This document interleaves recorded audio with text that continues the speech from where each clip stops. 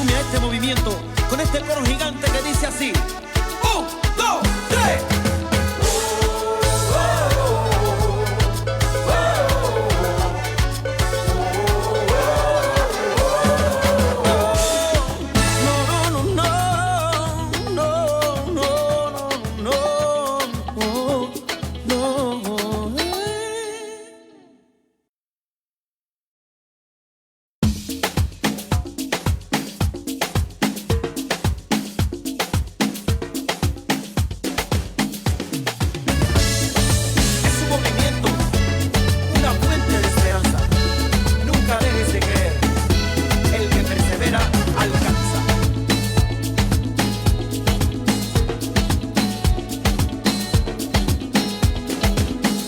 Ha llegado el momento, es el tiempo perfecto para juntos fomentar el buen vivir.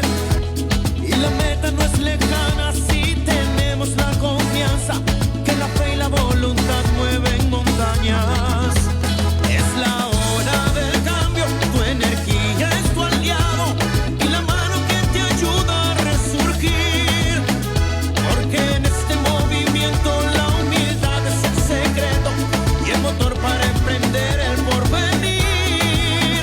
Movimiento nacional por la esperanza. Toda meta es visible, toda meta se alcanza. Movimiento nacional por la esperanza. El futuro si es posible, no perdamos la confianza.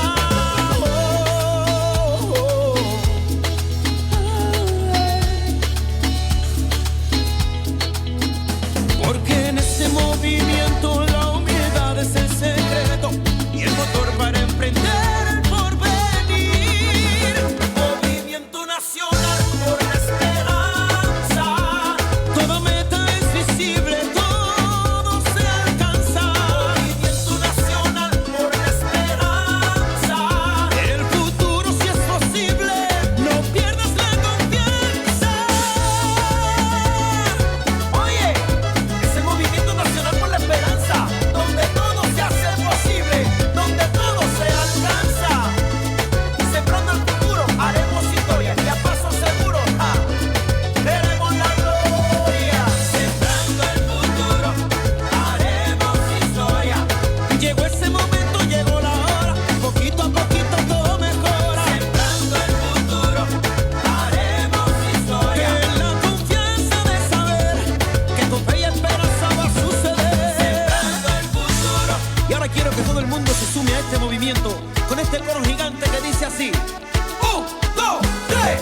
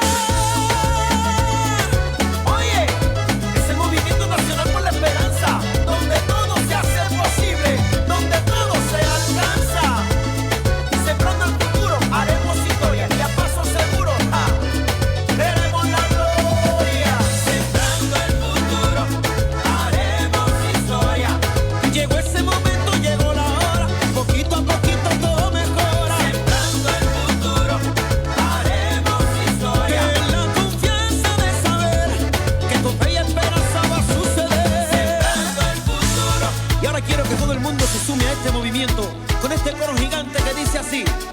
Un, dos, tres.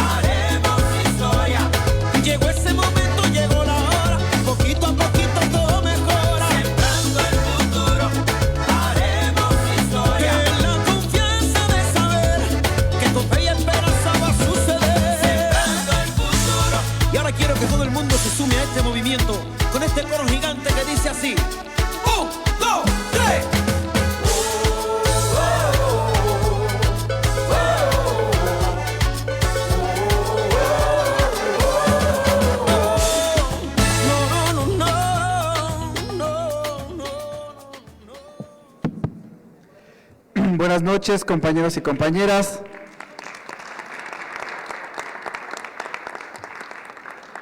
Si gustan ir tomando asiento, vamos a dar inicio a nuestra asamblea semanal del Movimiento Nacional por la Esperanza. El día de hoy nos acompañan aquí en el Presidium la compañera Concepción Morales Quintero del Estado de Puebla. Desde el Estado de Quintana Roo nos acompaña el compañero Luis Pastor Rivero. Desde el municipio de Río Blanco, en el estado de Veracruz, nos acompaña nuestra compañera Rosario Cepeda. Desde el estado de Tabasco, nos acompaña el compañero Manuel Palma Rodríguez. De aquí de la Ciudad de México, de la alcaldía Azcapotzalco, nos acompaña el compañero Enrique Vargas Anaya. Desde Jalisco nos acompaña el compañero Salvador Zaragoza.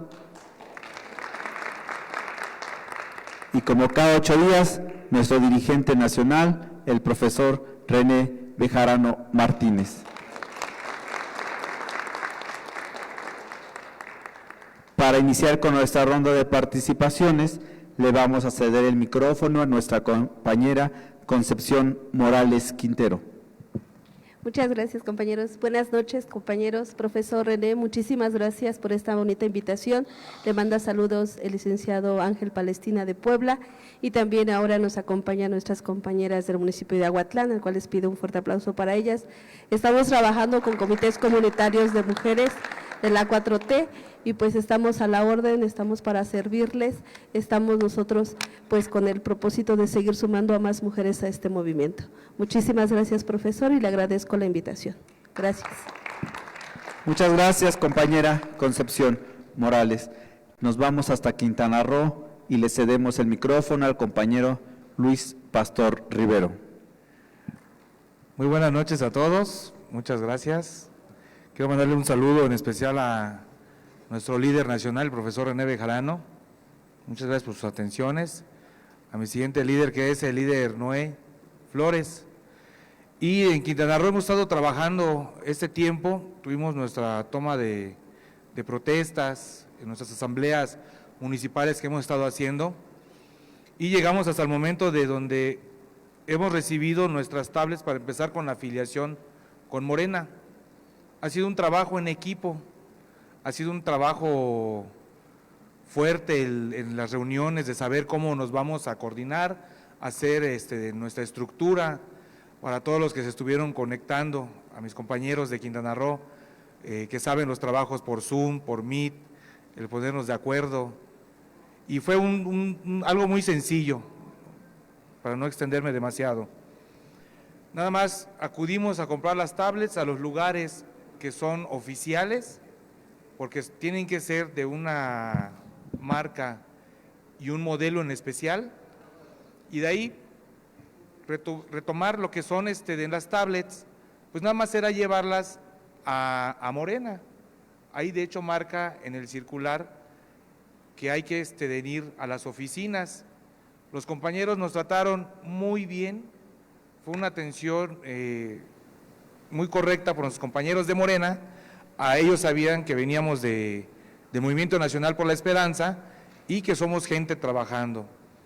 Nos recibieron las tablets a la semana, después de que depuraron todo el trabajo que están teniendo a nivel nacional, pues nos entregaron nuestras tablets y nos dieron nuestro oficio, o sea, un documento donde dice que nos dieron nuestras tablets y ya con eso podemos empezar el trabajo. Entonces, es algo que sí se puede, es un logro que nosotros en Quintana Roo tenemos. Veíamos algo que no nos iba a tocar, dado a que para muchos que pensamos que están cerradas las puertas de Morena, no es cierto, están abiertas las puertas para todos. A mí en especial me atendieron y también pude ver a otros compañeros de otros estados que estaban ahí esperando que les tocara su turno. Pues este es un mensaje para todos los que formamos parte de este movimiento, ¿sí?, Nacional por la Esperanza, de que no hay una barrera de decir no se puede, sí se puede. Es una forma de poder llevar a cabo los fines que tenemos, el seguir gestionando, apoyando a la gente que más lo necesita. Y pues un saludo en especial también a nuestra amiga Karina Lizama de Chetumal, quien acaba de aperturar pues una oficina que es del Movimiento Nacional por la Esperanza. Por si alguien tiene conocidos, pueden llegar a esa oficina que ya pronto les mandaremos igual en la dirección. Y consecutivamente los trabajos que vamos haciendo en Quintana Roo, vamos a ir abriendo pues las casas gestión. O sea, no cobramos por los servicios, atendemos las necesidades que hayan o la falta de información que no se esté dando. Y para eso estamos como movimiento, para hacer un trabajo en equipo, para los compañeros que están en otros estados y que sienten que están solos, también cuentan con el respaldo de nosotros. Y sin más que decirles, pues los usuarios de cada una de estas tablets, pues representa el trabajar con la gente, ser la cara y trabajar como hasta ahora, con mucha honestidad, integridad y respetándonos entre todos. Y es cuantum, profesor. Muchas gracias. Muchas gracias, compañero Luis Rivero.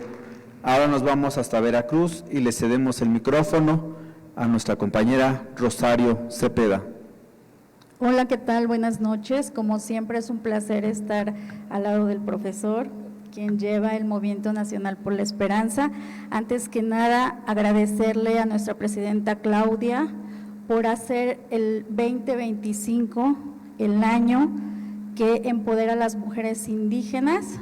Y cambiando de tema, nosotros soñamos con ciudades utópicas y las ciudades utópicas se pueden llevar a cabo con un movimiento que está empezando y que es muy joven, tiene muchos años, pero es uno de los más jóvenes, y los invito a que se integren, a que se sumen al Movimiento Nacional por la Esperanza, porque por medio de él lo podemos lograr.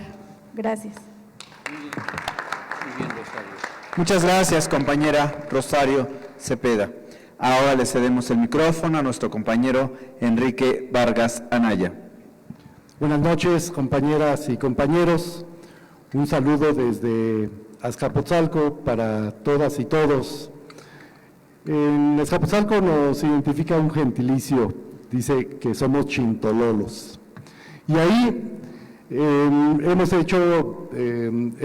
desarrollado un movimiento que se llama la Brigada Chintolola, que ha estado trabajando desde hace varios años en el territorio, apoyando la transformación social y democrática de ese territorio. Seguimos trabajando en eso, continuaremos, y en algún momento invitaremos a nuestro amigo de tantos años, a René Bejarano, para que nos haga una visita en ese territorio. Muchas gracias, buenas noches. Muchas gracias, compañero Enrique Vargas Anaya. Ahora nos vamos hasta Tabasco y le cedemos el micrófono al compañero Manuel Palma Rodríguez. Hola, ¿qué tal? Buenas noches, es un placer saludarles, les traigo un saludo caluroso desde Tabasco.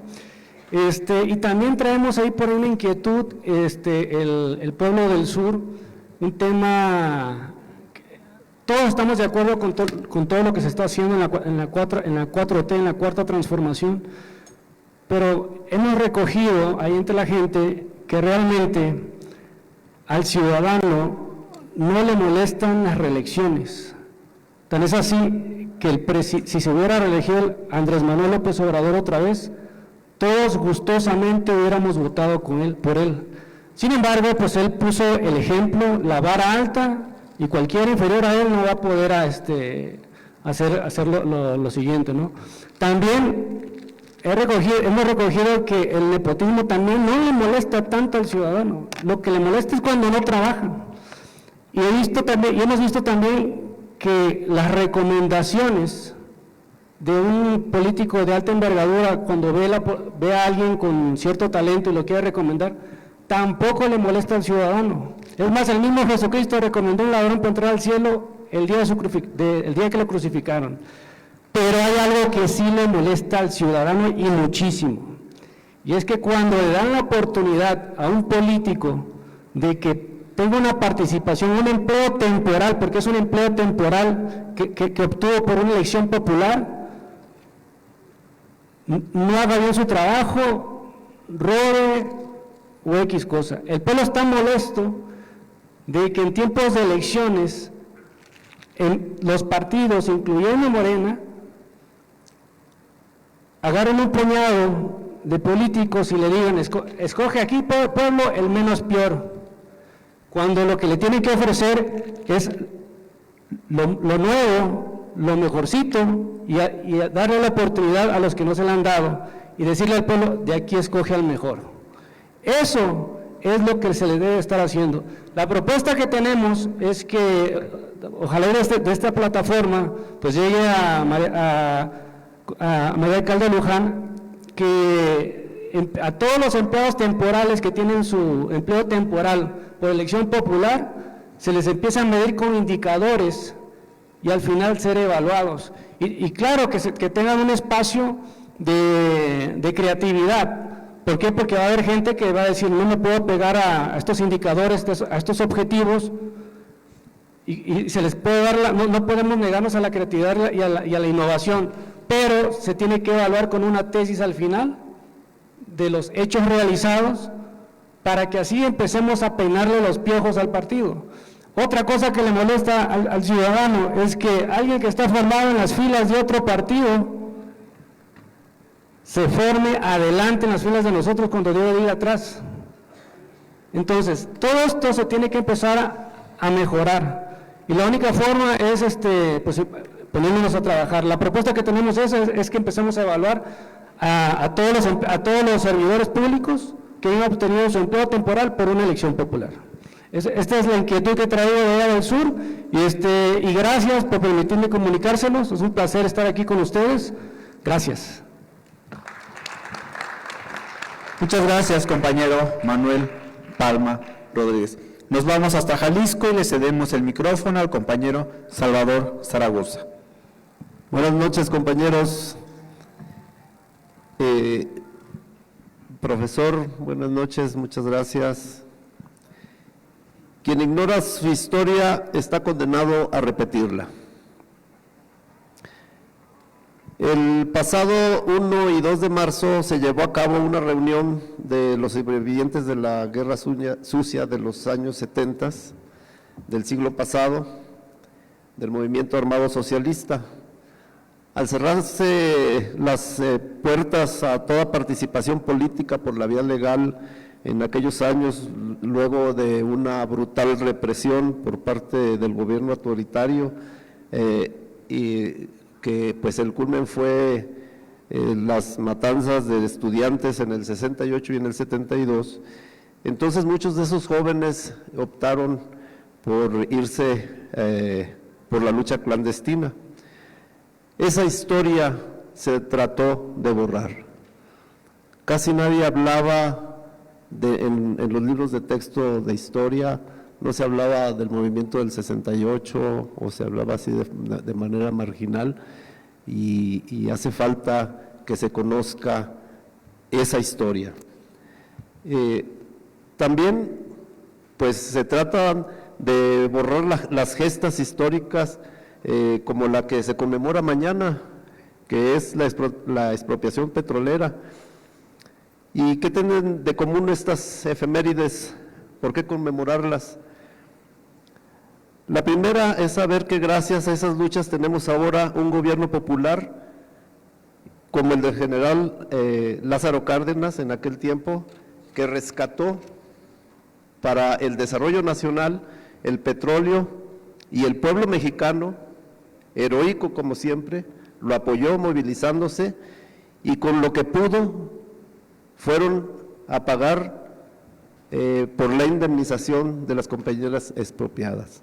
Llegaba gente con un guajolote, un cerdito, con lo que podía para pagar a esas empresas.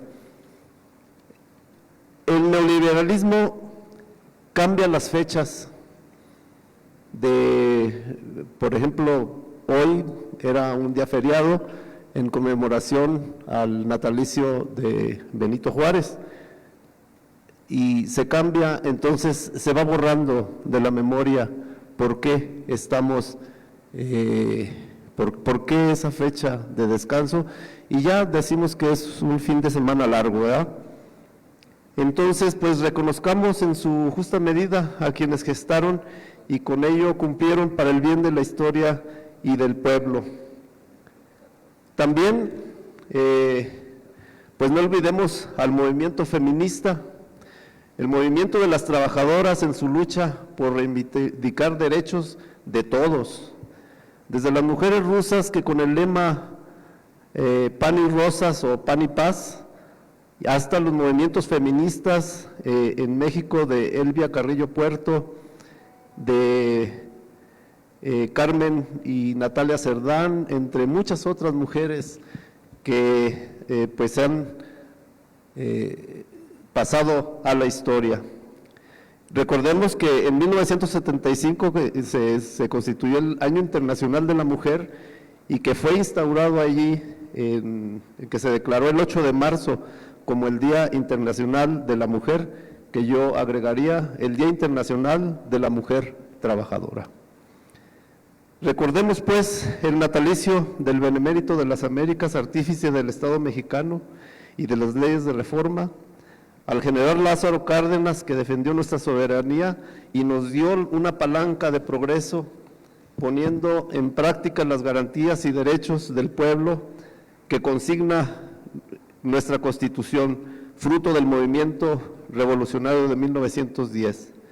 Y por último, recordar la lucha de los trabajadores, maestros, sindicatos, sindicalistas y estudiantes que fueron sacrificados y que fue el parteaguas que generó el proceso democratizador para que el pueblo llegara a darse estos dos últimos gobiernos que, como en el cardenismo, buscan el bienestar popular y son férreos defensores de nuestra soberanía. Así que, pues, sigamos nosotros dando la lucha codo con nuestra presidenta Claudia Sheinbaum, sigamos fortaleciendo nuestro Movimiento Nacional por la Esperanza y pues sigamos avanzando en esta construcción de esta revolución que es la cuarta transformación basada en el humanismo mexicano. Muchas gracias. Muchas gracias, compañero Salvador Zaragoza. Ahora le cedemos el micrófono a nuestro dirigente nacional, al profesor René Bejarano Martínez. Gracias, Miguel. Buenas noches, compañeras, compañeros. Me da mucho gusto estar aquí, como cada semana, en la Asamblea Semanal del Movimiento Nacional por la Esperanza. En esta ocasión, correspondiente al lunes 17 de marzo del año 2025. Ahí en la presentación hubo un lapso de captura y le pusieron 2024, pero es este año, 2025. Agradezco a la compañera de Puebla, al compañero de Quintana Roo, a la compañera de Veracruz, a Enrique de Azcapotzalco, un compañero muy estimado, querido y respetado, con el que hemos compartido muchas experiencias de trabajo político y una gran amistad durante varias décadas. No decimos cuántas para no causar envidias, porque como nos vemos muy jóvenes, no queremos deprimir a nadie.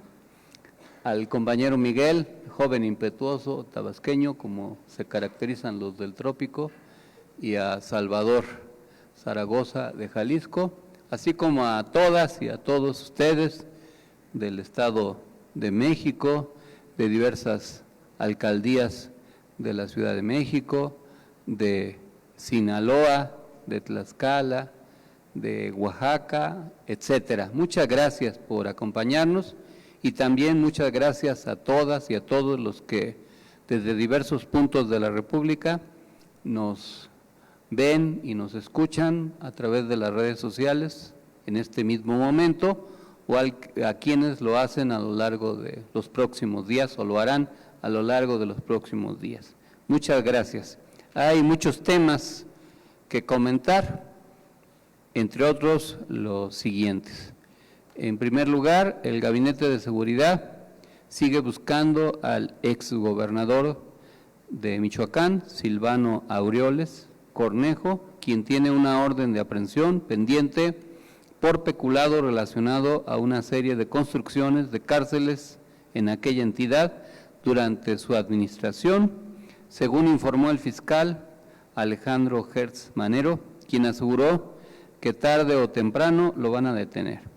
Dijo textualmente: se dio a la fuga con una serie de protecciones de la vieja administración que él tenía. Está siendo seguido con mucha atención por todo el Gabinete de Seguridad y tarde o temprano lo vamos a detener. Puntualizó y destacó que los otros 4 exfuncionarios de Aureoles implicados ya fueron detenidos y actualmente están en proceso por este caso, y hay otros 2 que también siguen prófugos. En otro tema, en lo que se refiere a los homicidios dolosos, se informó que disminuyeron 15% entre septiembre de 2024 y febrero de 2025, que corresponde al periodo de gobierno de la presidenta Claudia Sheinbaum, informó el titular del Secretariado Ejecutivo del Sistema Nacional de Seguridad Pública, la titular, la compañera Marcela Figueroa, quien destacó que el segundo mes de este año fue el febrero con menos homicidios en los últimos 8 años, además de que el promedio diario de víctimas de homicidio doloso anual disminuyó 24.6% entre 2018 y 2025. En otro tema relevante, la presidenta Claudia Sheinbaum dijo que esperará hasta el 2 de abril, cuando Estados Unidos implementará aranceles recíprocos a todos los países para determinar si México debe tomar una medida similar con su socio comercial del norte, como lo sería en el caso del acero y el aluminio. De aquí al 2 de abril va a estar trabajando el secretario de Economía, Marcelo Ebrard, y Edgar Amador, que es ahora el nuevo secretario de Hacienda, con el secretario del Tesoro para trabajar en cómo viene lo del 2 de abril, los aranceles recíprocos, que esperamos que dado que tenemos un tratado comercial y que no hay aranceles de México a Estados Unidos, pues que no haya aranceles recíprocos. También sobre este mismo tema, el secretario de Economía, Marcelo Ebrard, anunció que este viernes iniciará consultas con la industria del acero, aluminio y automotriz ante los aranceles del 25% que impuso el gobierno de Estados Unidos a todas las exportaciones de estos materiales, y agregó que actuarán con sangre fría y firmeza, buscando conseguir la mejor posición posible ante esta política del presidente Donald Trump. En otro tema, se puso en marcha por parte del gobierno federal la jornada Vive Saludable, Vive Feliz en escuelas del país. Esta jornada se pretende realizar a fin de verificar el estado de salud en general de cada uno de los estudiantes y brindarles la atención necesaria. El secretario de Educación, Mario Delgado, detalló que durante esta jornada los estudiantes serán medidos y pesados para verificar que están dentro de los parámetros saludables, y estas mediciones serán de manera gratuita. En el contexto del aniversario del Día de las Mujeres, la presidenta Claudia Sheinbaum anunció que realizarán próximamente un proceso de consulta masivo en plazas públicas y foros sobre qué acciones deben de implementarse para mejorar por parte del gobierno federal la erradicación de la violencia contra las mujeres, dijo la presidenta. Vamos a iniciar un proceso de consulta masiva en las plazas públicas, en foros diversos, acerca de qué tenemos que hacer desde el gobierno y la sociedad para erradicar la violencia contra las mujeres. No es solo lo que piense la presidenta ni la secretaria de las mujeres de lo que tenemos que implementar, sino que va a hacerse un proceso en todo el país vinculado a esta red que vamos a hacer de tejedores de la patria, que queremos que sean millones de mujeres voluntarias, fortaleciendo los derechos del pueblo de México y de las mujeres, informó nuestra presidenta.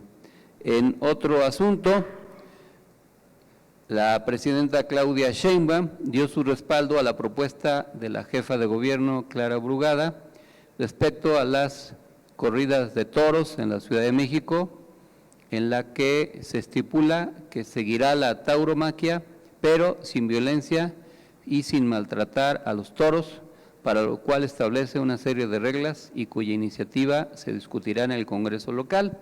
Ya avanzó el dictamen en el Congreso de la Ciudad de México, en donde se establece que puede seguir el espectáculo de la tauromaquia, pero sin sangre, sin maltratar, ni arponear, ni matar al toro, sino respetando su vida y también evitando que le limen o le lastimen la cornamenta. Yo vi unas encuestas de lo que opinaba la gente en la Ciudad de México y es abrumadoramente mayoritaria la opinión de que no se debe continuar con el espectáculo del toreo como tradicionalmente se acostumbra. Y se puede innovar respetando los derechos de los animales que sienten, cuestión que ya está en la Constitución.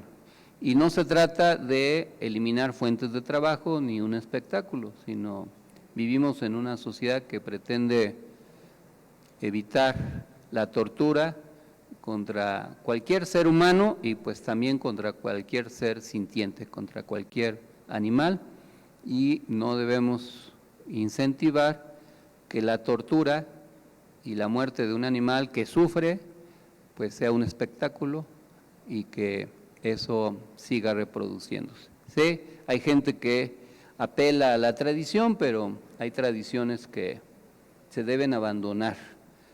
La sociedad también evoluciona, hay muchas prácticas de diverso tipo en diversos ámbitos que se acometían y que ahora ya no son permisibles, de muy diverso tipo. Y no porque en el pasado hubo una tradición de ese tipo, ya nosotros estamos condenados a seguirla reproduciendo. Respetamos a quienes les gusta este espectáculo y a quienes viven de ello, pero pues la sociedad tiene que avanzar, a la civilización también, y el humanismo incluye a todas las especies, incluidos los animales y las plantas, etcétera. También la presidenta esta semana respondió al próximo embajador de Estados Unidos sobre la posibilidad de uso de fuerza militar contra cárteles.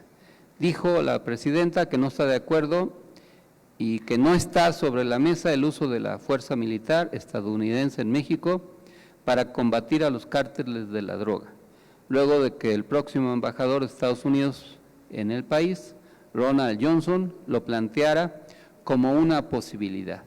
Al final de la intervención de hoy voy a explayarme en el tema del intervencionismo norteamericano y todo lo nefasto que ha sido y por qué esta posición de la presidenta es una posición que debemos respaldar plenamente.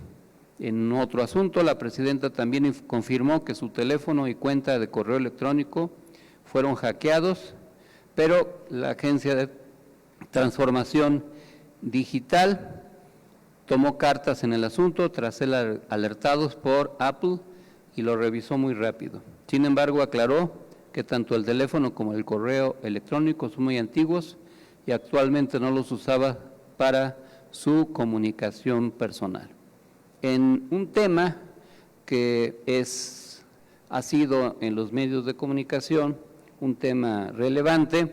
A lo largo de la semana hubo diversas informaciones que se refieren al tema de los desaparecidos.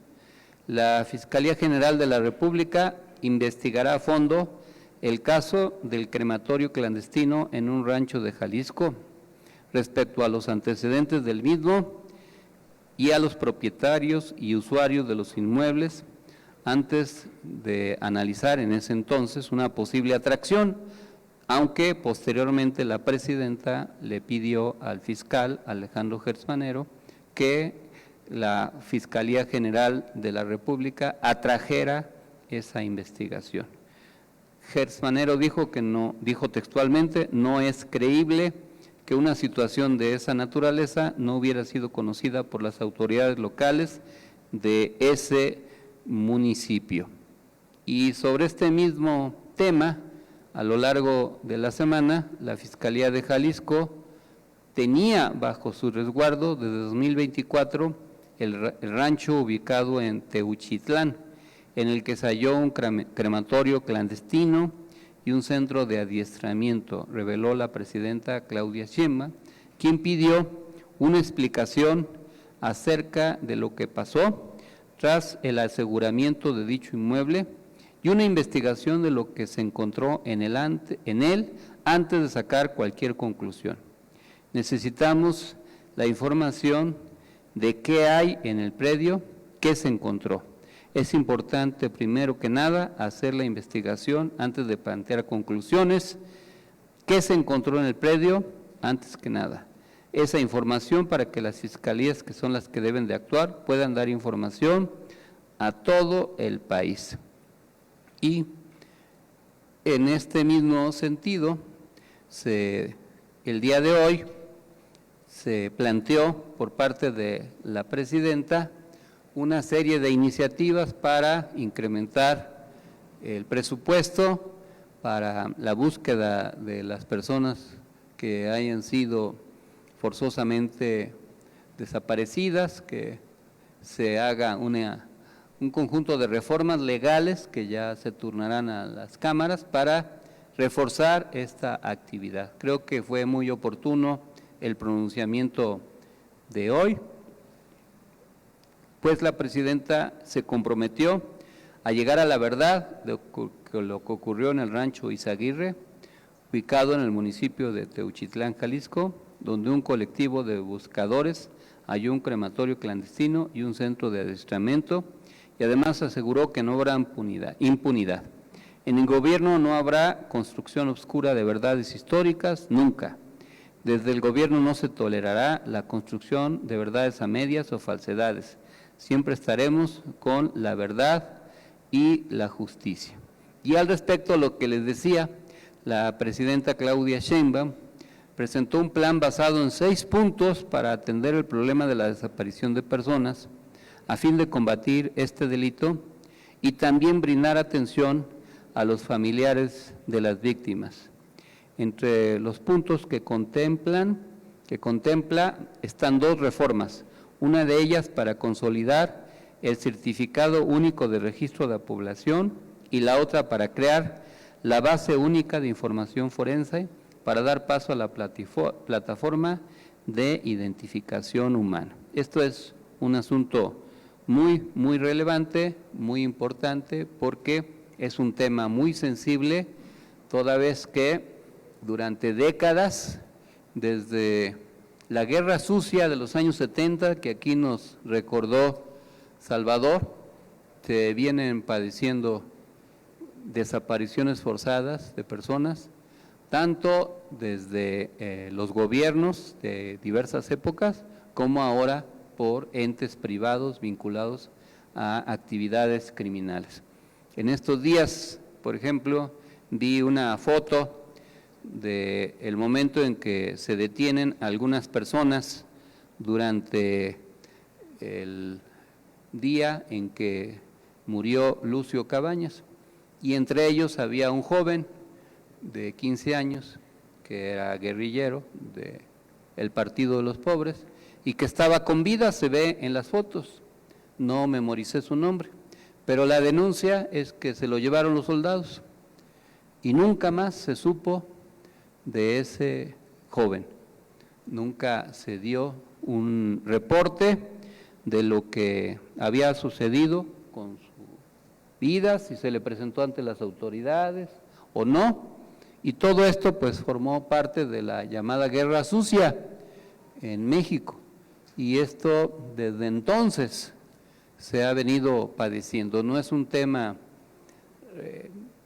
nuevo y requiere de mucha atención y sensibilidad, pero pues también tenemos que tener memoria histórica, como dijo Salvador, y también con todo afecto le digo a Miguel que el tema de la reelección y otros no es un asunto de cómo lo ven algunos ciudadanos, sino que tenemos que ver desde una óptica distinta este asunto a través de las lecciones que nos ha dado la historia en México y en otros países.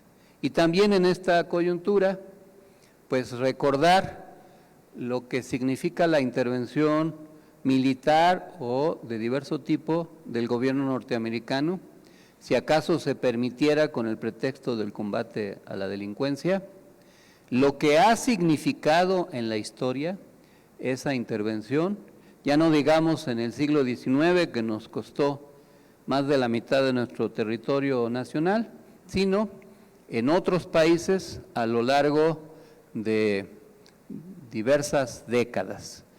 No está por demás recordar esos procesos históricos, algunos de ellos dinásticos, vinculados a las reelecciones, otros no, pero que al final de cuentas todos cobijados por la complicidad de los Estados Unidos en diversos momentos. Las dictaduras en nuestro continente pues son también desgraciadamente una herencia de otra dictadura, la de Francisco Franco, que después de la Guerra Civil Española gobernó de 1939 a 1975. Impuso una férrea censura y represión política, afectando profundamente la vida cultural y literaria de ese país. Y a lo largo del siglo XX podemos mencionar muchos casos. En Paraguay, Alfredo Stroessner gobernó desde 1954 hasta 1989, estableciendo una de las dictaduras más largas de América Latina. En Uruguay, entre 1973 y 1985, ese país vivió una dictadura cívico-militar que coartó las libertades civiles y políticas. En Argentina, la dictadura militar encabezada por Jorge Rafael Videla, de 1976 a 1981, implementó el terrorismo de Estado, resultando eso en miles de desaparecidos, miles, incluyendo el robo de infantes como una práctica terrorista. En Chile, Augusto Pinochet lideró una dictadura militar desde 1973 hasta 1990.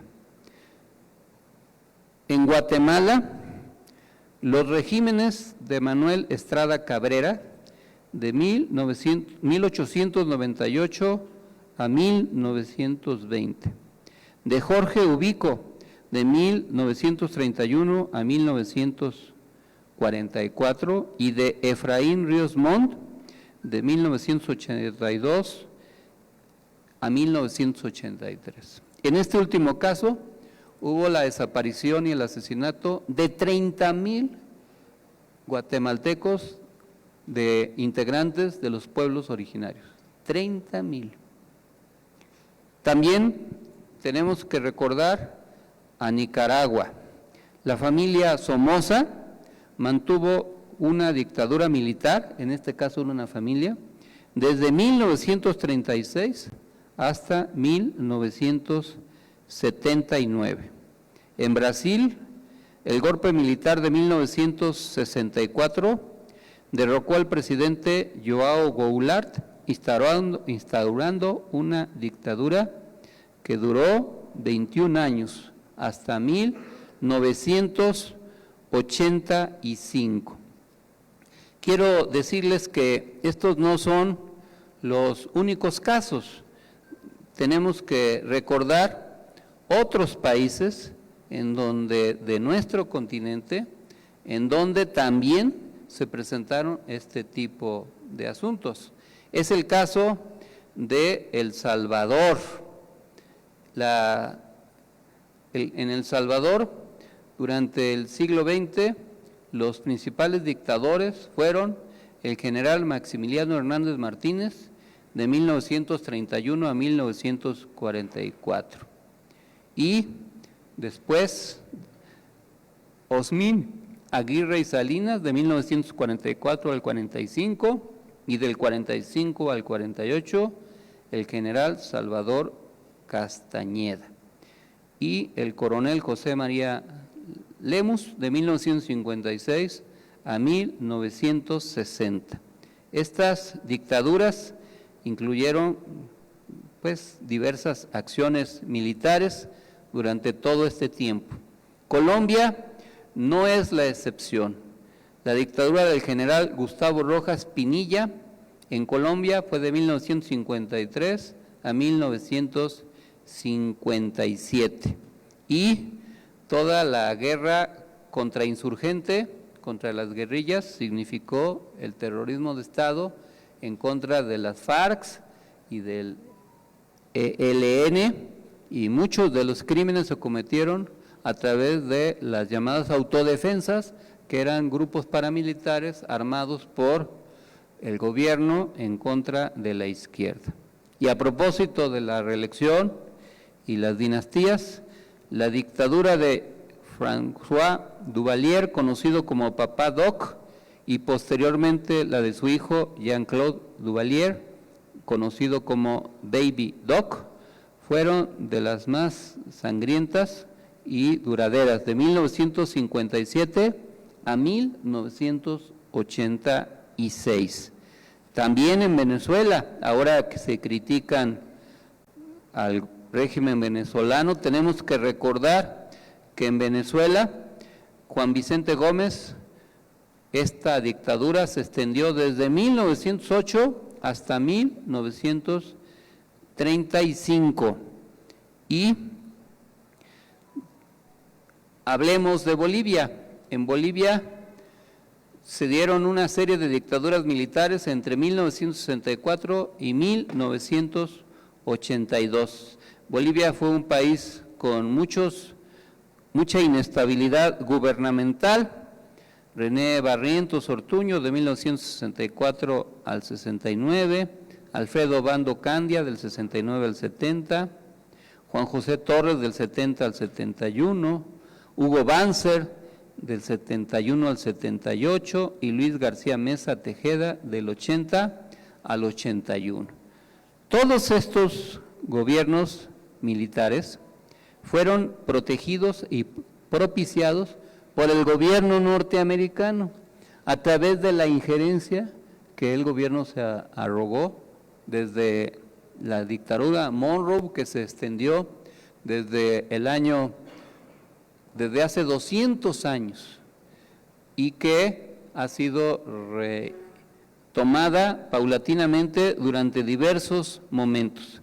También en Perú, los principales dictadores en la historia de este siglo XX fueron Agustín B. Leguía, de 1919 a 1930, Óscar R. Benavides, del 33 al 39, Ochenio de Odría, Juan Velasco Alvarado, del 68 al 75, Francisco Morales Bermúdez, del 75 al 80, y hasta Alberto Fujimori, que aunque fue electo democráticamente, luego se dio un autogolpe, disolvió el Congreso y consolidó un régimen autoritario. También en Ecuador a lo largo de su historia tuvo y padeció dictadores. Los principales dictadores en la historia de Ecuador fueron Gabriel García Moreno, de 1860 a 1875, Antonio Borrero, Ramón Castro Gijón, del 63 al 66, Guillermo Rodríguez Lara, del 72 al 76. En Cuba, que se critica la Revolución Cubana, en la historia de Cuba hubo una dictadura de 1925 al 33 de Gerardo Machado, y luego del 33 al 59, hasta el triunfo de la Revolución, de Fulgencio Batista. Y Fulgencio Batista dejó de ser presidente cuando la Revolución Cubana triunfó. En Honduras también hubo dictaduras militares propiciadas por el intervencionismo norteamericano. Tiburcio Carías Andino, del 33 al 49, Osvaldo López Arellano, del 63 al 71 y del 72 al 75. Y ustedes dirán, bueno, fue hace muchos años. Pues no, en el 2009, apenas hace algunos años, Honduras vivió un golpe de Estado que depuso al presidente constitucional José Manuel Zelaya Rosales.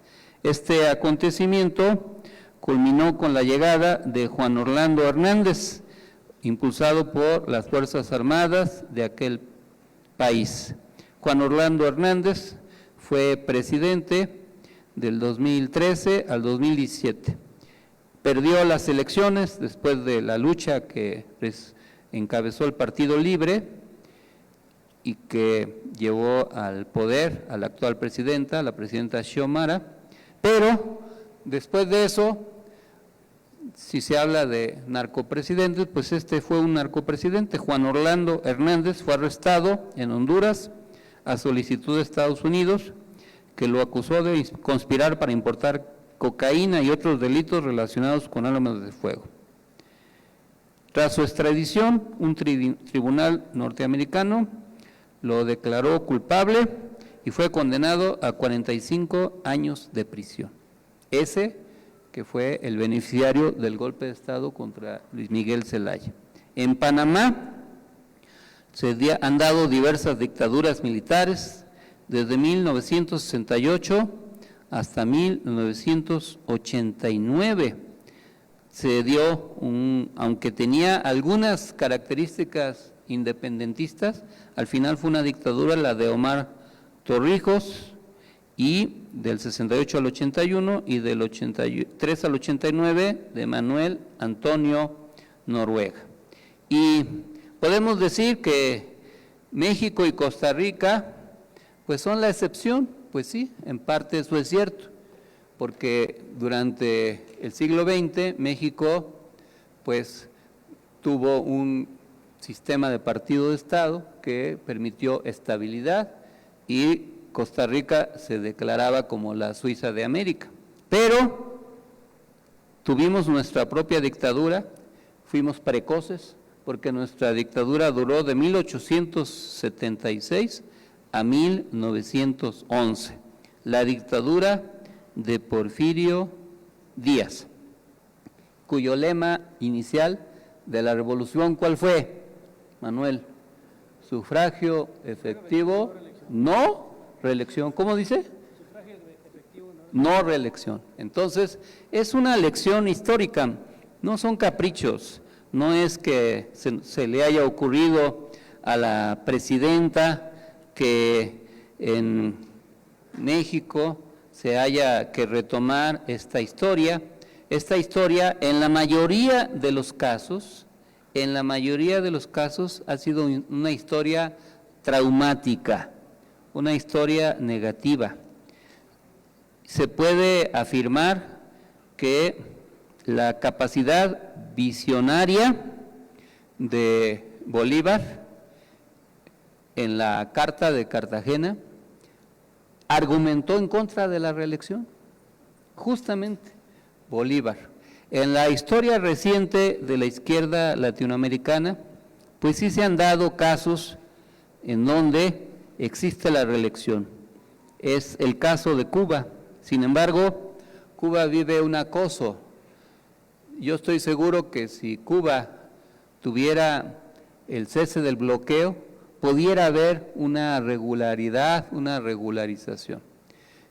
En Nicaragua hubo un experimento después de la caída de Somoza con el gobierno sandinista, pero fue el gobierno norteamericano quien derrocó al gobierno sandinista con la contra, financiada con el dinero del narcotráfico, según lo confesó Oliver North, que desde Honduras armaron a la contrarrevolución y que provocaron una crisis que provocó la caída del Frente Sandinista de Liberación Nacional y el ascenso de Violeta Chamorro.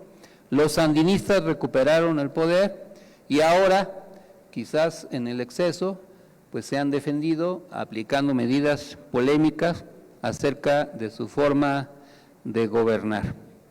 La situación, entonces, no es una situación sencilla.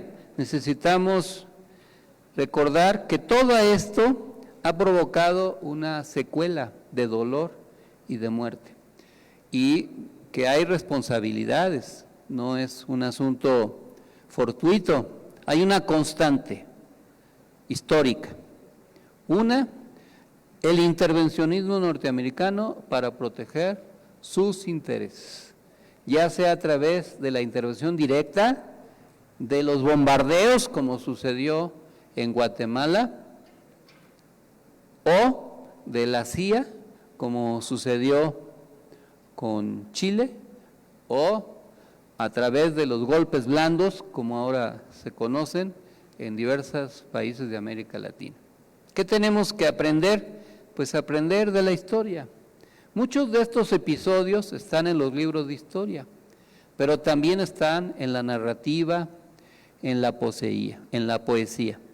Está en las obras de diversos autores que los consagraron, como Miguel Ángel Asturias, Premio Nobel del 67, que escribió El Señor Presidente, o de Agustín Roa Bastos, que escribió Yo el Supremo, o Alejo Carpentier, que escribió El Acoso, o El Recurso del Método, de García Márquez, que escribió El Otoño del Patriarca, y de Mario Benedetti, con Primavera de una esquina rota, o la obra de teatro Pedro y el Capitán, que narra la tortura de un detenido en un campo de concentración, en la poesía de Nicanor Parra, de Gioconda Belli, de Ernesto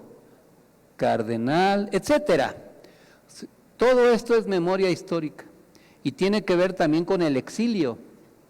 Muchos de los que ahora son condenados o perseguidos fueron exiliados, y esta política de criminalizar a la gente que es perseguida por razones políticas o por razones económicas, porque muchos de los que emigran de sus países lo hacen perseguidos por la delincuencia, por la pobreza y por la violencia.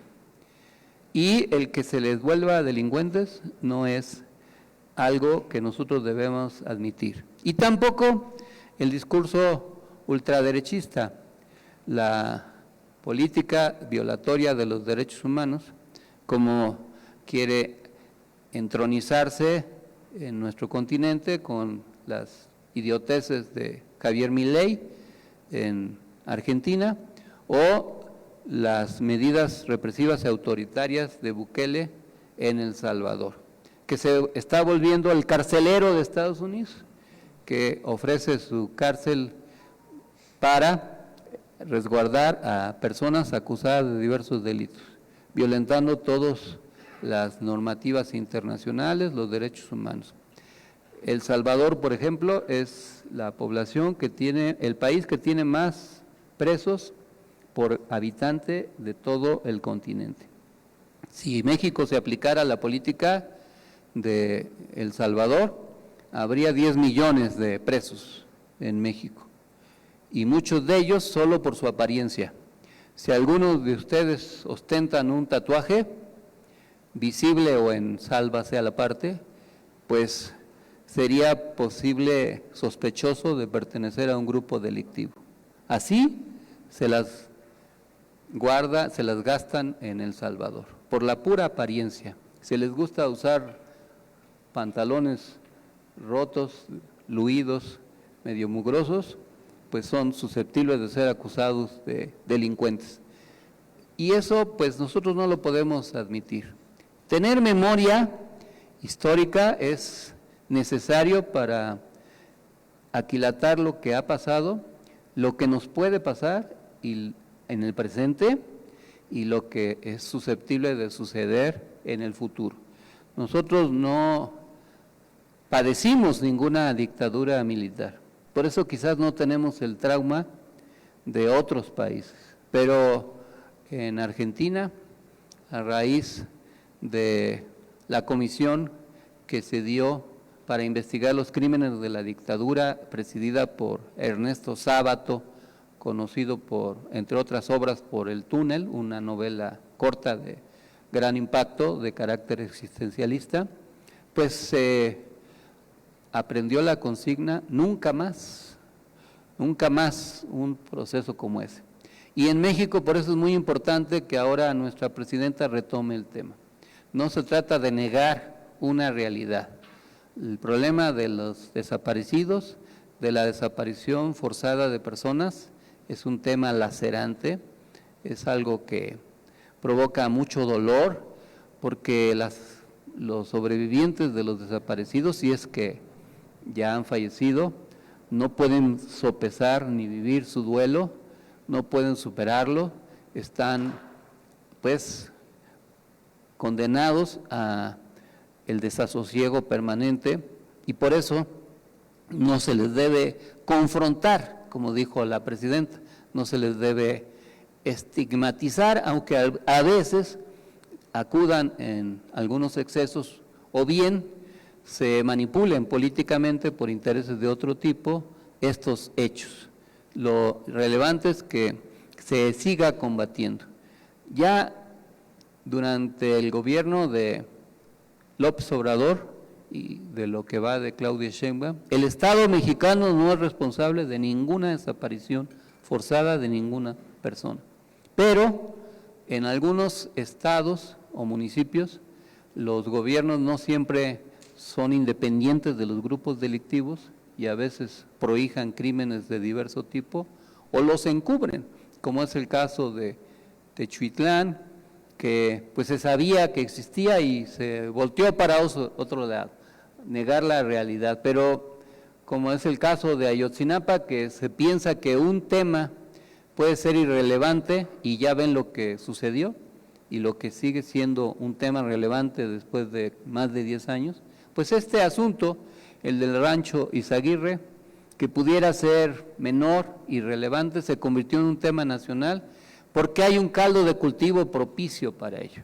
Y nosotros obviamente tenemos que ser sensibles a eso, pero también entender el proceso histórico.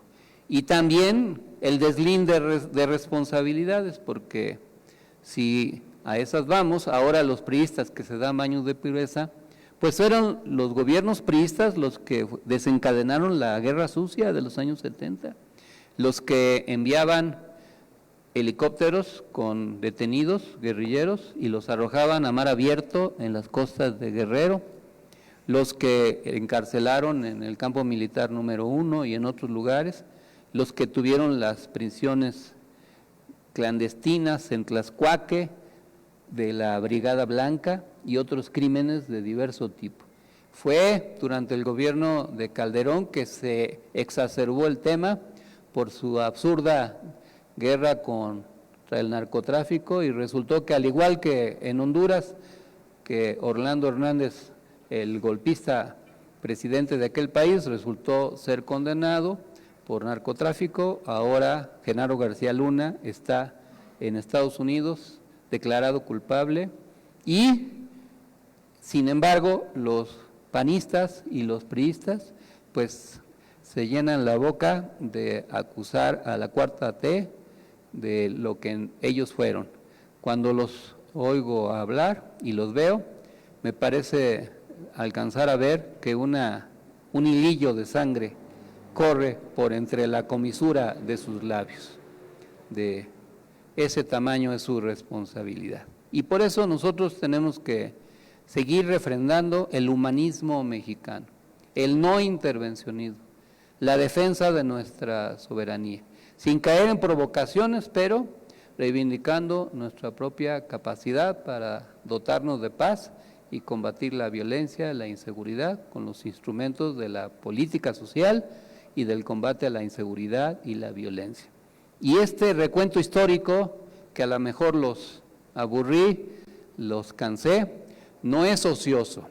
Hay que recordar para que no se repitan fenómenos de este tipo o reciclados, como pudieran repetirse. Tenemos que apostar por la vida, por el buen vivir, por la vigencia plena de los derechos humanos, y por eso nosotros somos humanistas y animalistas, y por eso también, así como defendemos a las personas, defendemos a todos los seres sintientes para que no sean víctimas de ningún abuso. ¿Están de acuerdo? Pues viva la vida, vivan los derechos humanos, viva la Cuarta Transformación. Muchas gracias. Para concluir nuestra asamblea semanal, nos ponemos de pie para entonar nuestro glorioso himno nacional.